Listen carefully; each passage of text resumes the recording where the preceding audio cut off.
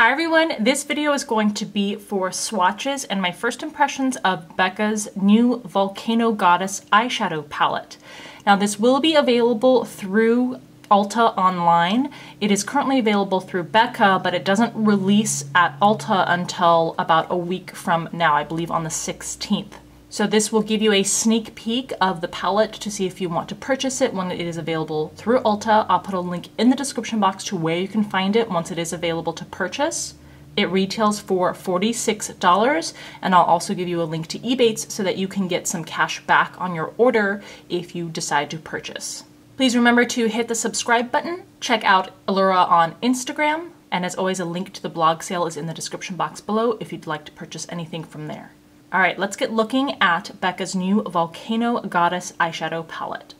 The description for this palette says, create an endless range of smoldering eye looks with this limited edition eyeshadow palette. BECCA's Volcano Goddess eyeshadow palette features 12 creamy eyeshadows in 3 versatile finishes: ultra matte, shimmer, and molten metallic. The high-impact formula delivers intense payoff thanks to richly pigmented shades with superior layering power and blendability. Specially formulated and energized with a natural mineral crystal, black tourmaline, a powerful protection and grounding stone formed in volcanoes. So this is what the package looks like. Beautiful design on the surface. It opens up with a snap or clasp kind of closure. It has a full-size mirror in the lid, and these are your eyeshadows inside. So here are the shadows that we'll be swatching left to right by row, and one of the first things I notice is the names of the shadows printed on the palette itself, which is always a bonus. As always, we will swatch these over eyeshadow primer with an eyeshadow brush. Alright, so the first shade is Cloud, which is a matte bone shade. Volcanic Sand, which is a matte light peach. Granite, which is a matte neutral taupe. Gilded is a molten metallic gold. Now these are dry swatches. I dug into the palette more. So we'll start with dry swatches, then I'll try swatching them with a foiling method instead.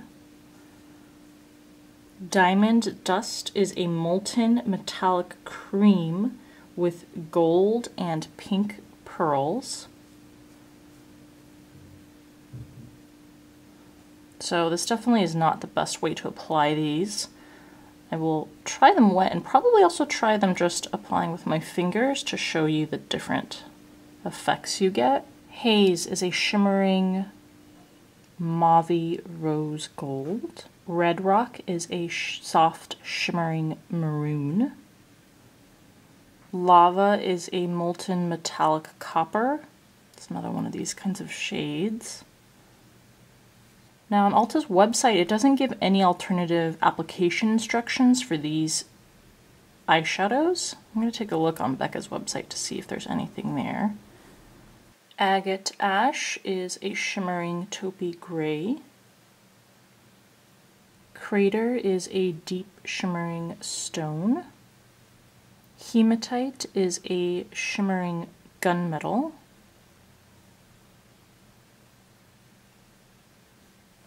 And Midnight Sapphire is a shimmering midnight blue.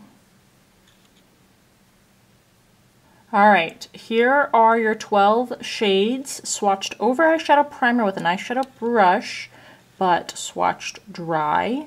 So the matte shades were buttery and creamy. The metallic shades were even more silky and applied so smoothly.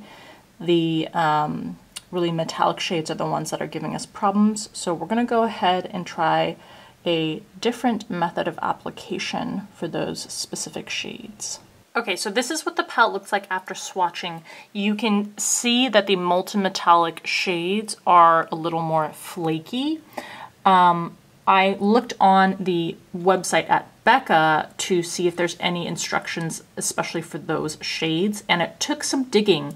It's not very easy to find. They don't have a section that just says application tips or how to use. They have a section with suggested looks, and indirectly you can see that for some of those shades, they tell you to pat on the lid with your finger or to use a damp brush. So that's a little bit unfortunate. I think they should make it a little more obvious for people who are not as experienced with using shades like this, that may not know about a foiling method or may not initially think to use the shade like that. But in any case, let's go ahead and swatch both with the fingers and with a damp brush to see the difference in application.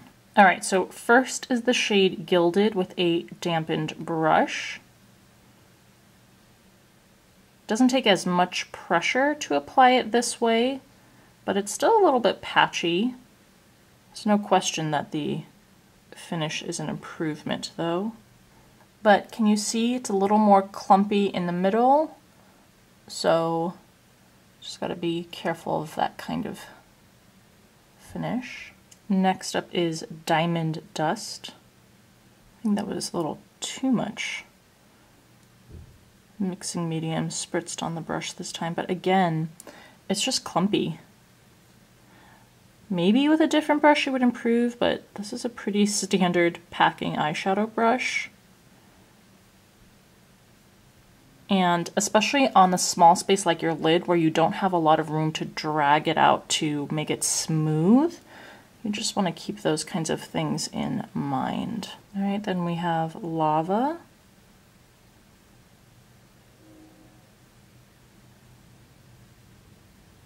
I'm applying 2 layers of all of these colors with the dampened brush. You can see how some of that flaked off there.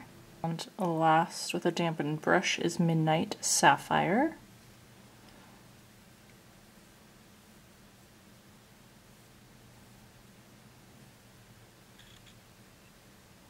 I have a feeling this one's going to stain. Okay, so there are the shades with the foiling method. We're having kind of a rough go with these shades. Hopefully finger application will be even more improved. All right, last go. We have Gilded. Oh, so much better. Smooth. You get to use the pressure of your finger and the warmth of the finger to get a smooth, even finish there. This is the one I'm most nervous about. Diamond Dust. Still pretty chunky.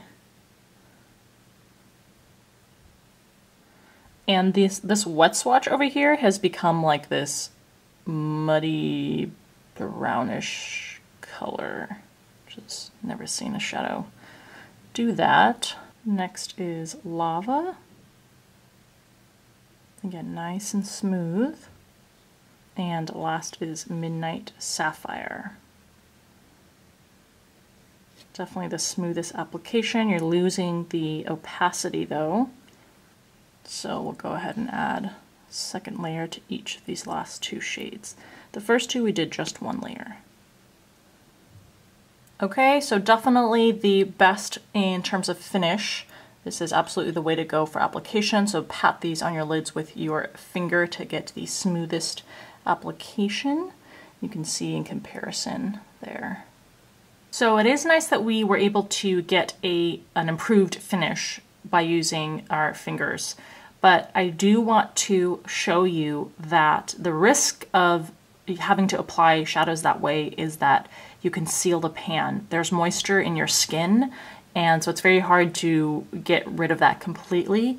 And once you introduce oils and humidity or water, I guess, to the pans, sometimes they can get a sealed layer to them that you then have to scrape off in order to get to the underlying pigment.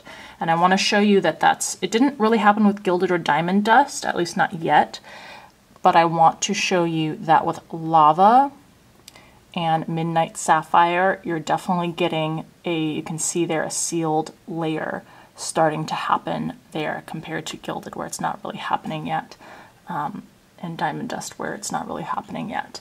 But that is a downside in terms of the longevity and just the practicality and the hassle that you're going to have to deal with in using these kinds of shades if you have to apply them with your finger. All right, so there is BECCA's Volcano Goddess eyeshadow palette. This is a palette that's very different, I feel like, from the palettes that we've seen introduced by BECCA before. BECCA's not really known to be a brand that has super bright, colorful rainbow offerings. And this isn't exactly that either, but it is more colorful than the things we usually see from the brand. So I think there is going to be a lot of excitement about that.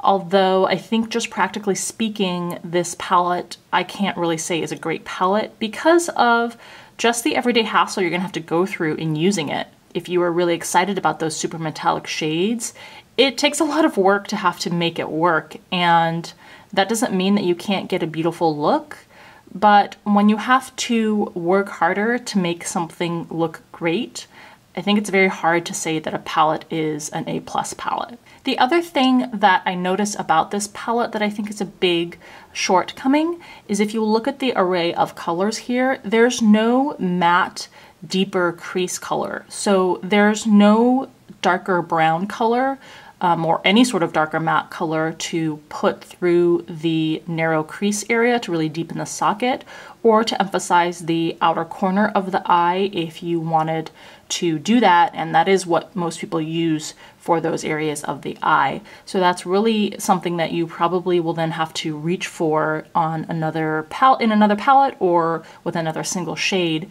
and that really, you know, loses the completeness of the palette is really lost when you have to do that. Otherwise, I do think that the shimmering shades are beautiful, and the matte shades, they are equally smooth, silky, creamy, apply without any sort of effort or tugging. So those are fantastic. You just have to deal with the inclusion of 4 of the 12 shades, or a third of the palette, being that more flaky metallic formula that you will have to struggle with in application. Maybe not struggle with, some people may not mind having to do a different method at all, but that you will definitely have to pay more attention to in order to get a nice finish with. So please let me know in the comment section below what you think of the palette, especially with those metallic shades, if that's something that you're willing to do a different method with or work harder at, if you mind that, or if that makes this a deal breaker. I'd like to know what you think of the palette in general. I hope this video was helpful to you. If you enjoyed it, please give it a thumbs up. As always, thank you for taking the time to watch, and I'll see you in the next video.